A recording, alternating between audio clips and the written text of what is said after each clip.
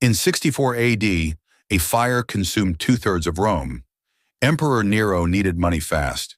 Rebuilding the capital and constructing his extravagant golden palace would cost a fortune. But the treasury was empty. So Nero did something that would echo through the next 3 centuries. He ordered workers to file down the edges of silver coins. He mixed cheaper metals into the blend. The denarius, Rome's currency for over 200 years, suddenly contained 14% less silver. Same face value, less metal. More coins from the same pile of silver. This was the beginning of the end, not with barbarians at the gates, not with political collapse, with currency debasement. By 268 AD, the denarius was 99.5% copper with a thin silver wash. 1 pound of gold, which once bought 25 denarii under Augustus, now required 1,000 denarii. 3 decades later, it took 50,000. By 337 AD, that same pound of gold cost 20 million debased denarii. Inflation didn't weaken Rome. It killed it. This is the financial historian, where money, power, and history collide. And nothing is ever as simple as it looks. To understand how money destroyed the greatest empire in human history, you need to understand what Roman currency once was. The denarius was introduced during the Second Punic War in 211 BC. It weighed 4.5 grams of nearly pure silver. Citizens trusted it because its value came from the metal itself. You could melt it down and the silver would still be worth something. That trust allowed Rome to expand. Soldiers accepted denarii as payment. Merchants used them for trade across the Mediterranean. Taxes were collected in silver. The economy ran on metal. For nearly 300 years, the system held. Augustus standardized the coinage around 27 BC. The denarius stabilized at 95 to 98% silver, weighing roughly 3.9 grams. The gold aureus, worth 25 denarii, maintained similar purity. Rome's monetary system became a foundation of imperial power. As long as the coins held their value, the empire functioned. But empires cost money. Armies needed pay. Roads required construction. Bureaucracies expanded. And Rome's expansion slowed. Once wars brought plunder. Gold flowed into the treasury from conquered territories. By the 1st century AD, the easy conquests were finished. The empire reached its natural boundaries.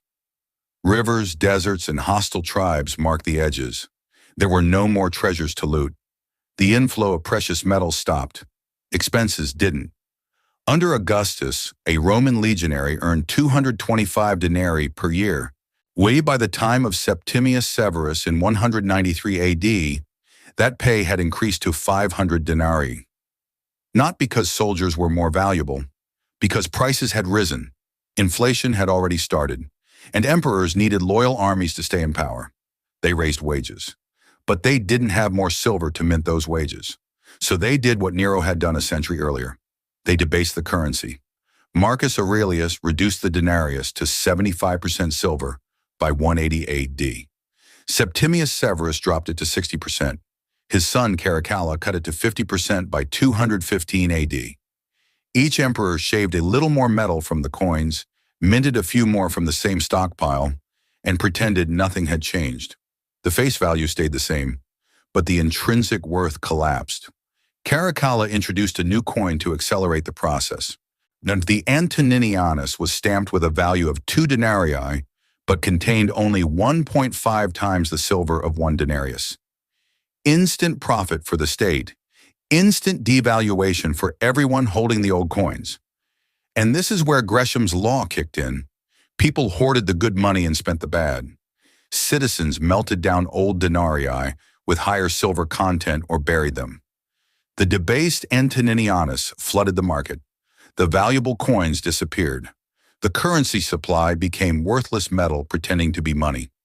Then came the crisis of the 3rd century. From 235 to 284 AD, the empire descended into chaos. 26 emperors claimed the throne in 49 years.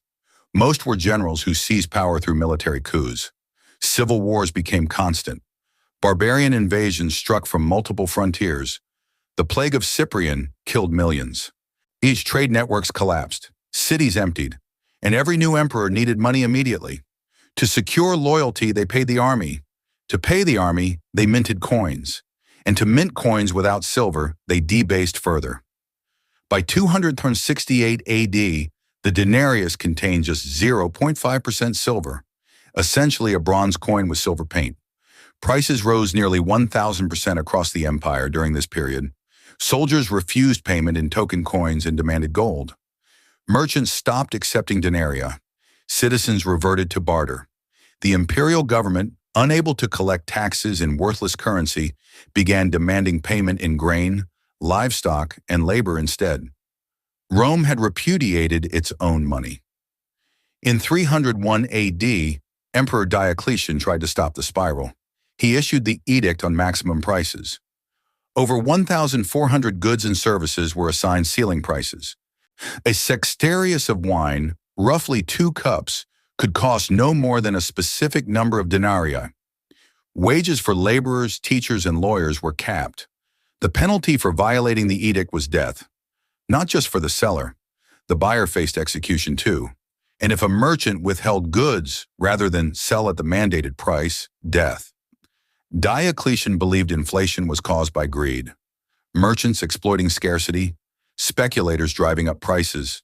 The solution, he thought, was enforcement. Maximum prices backed by the threat of execution. The edict failed immediately. Goods vanished from markets. Why risk selling at a loss when the penalty for charging more was death? Black markets exploded. The price of gold in denarii surged by 250% in the months after the edict. Lactantius, a contemporary writer, would describe fighting and bloodshed over minute price differences. People died for pennies.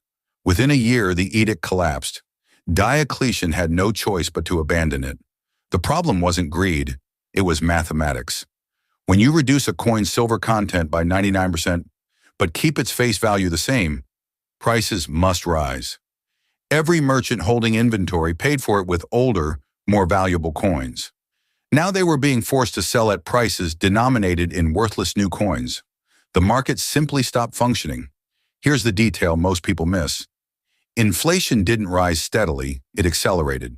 Diocletian himself described it in the preamble to his price edict. He wrote that prices weren't increasing by years or months, but by hours. That's hyperinflation, the kind where money loses value faster than it can be spent. Citizens at the time understood exactly what was happening. They weren't fools. They could weigh coins. They could see the copper underneath the thin silver coating. They knew the money was fake, and yet the empire forced them to accept it. Tax collectors demanded payment in the new debased currency.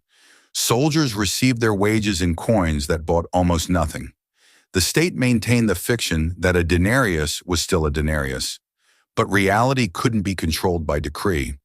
By the reign of Constantine in the 320s, 1 pound of gold cost 300,000 denarii. By 337 AD, it cost 20 million. The denarius as a functional currency had ceased to exist. Constantine eventually stabilized the economy by introducing a new gold coin, the solidus, and moving the empire back toward a metal-based system. But the damage was done. The Western provinces never recovered.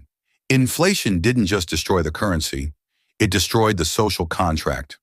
Roman soldiers, once the backbone of imperial power, became mercenaries. Barbarian tribes demanded payment in gold because they refused debased coins. The government, unable to pay its own troops incredible money, hired foreigners instead. Loyalty evaporated. Borders collapsed. Citizens abandoned cities. Why stay in Rome when your savings were worthless and food was unaffordable? Large landowners stopped exporting crops because trade networks had broken down. They began producing everything locally. Self-sufficient estates replaced the integrated economy. This wasn't feudalism yet, but it was the foundation. The return to localized, barter-based survival. Some historians argue the 3rd century crisis was caused by external invasions and political instability. But those were symptoms, not causes. Invasions happened because the army couldn't be paid. Political instability erupted because emperors needed money and debasement was the fastest way to get it. The root cause was always monetary, and the spiral was vicious. Debasement led to inflation. Inflation led to higher wages. Higher wages required more coins. More coins required more debasement. Each loop tightened until the system strangled itself.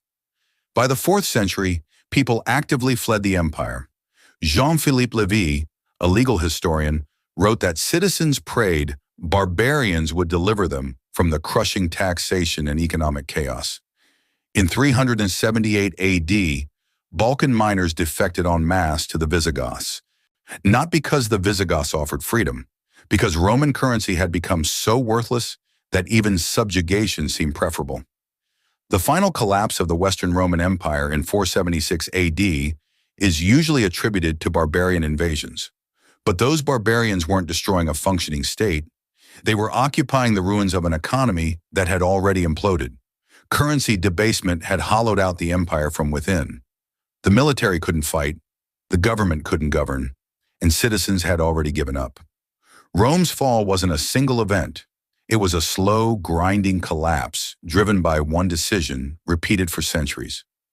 Every emperor who debased the currency thought he was solving a short-term problem, paying soldiers, funding wars, buying loyalty. But each debasement compounded the damage. And there was no way to reverse it without collapsing the system entirely. This is the lesson modern governments refuse to learn. Inflation doesn't start with too much demand or greedy merchants. It starts when the people in charge of money decide that creating more of it is easier than raising taxes or cutting spending. And once that choice is made, there's no going back, only forward into the spiral. The denarius in 85 AD could pay a skilled craftsman's daily wage. By 300 AD, it was a scrap of copper alongside a crumbled empire.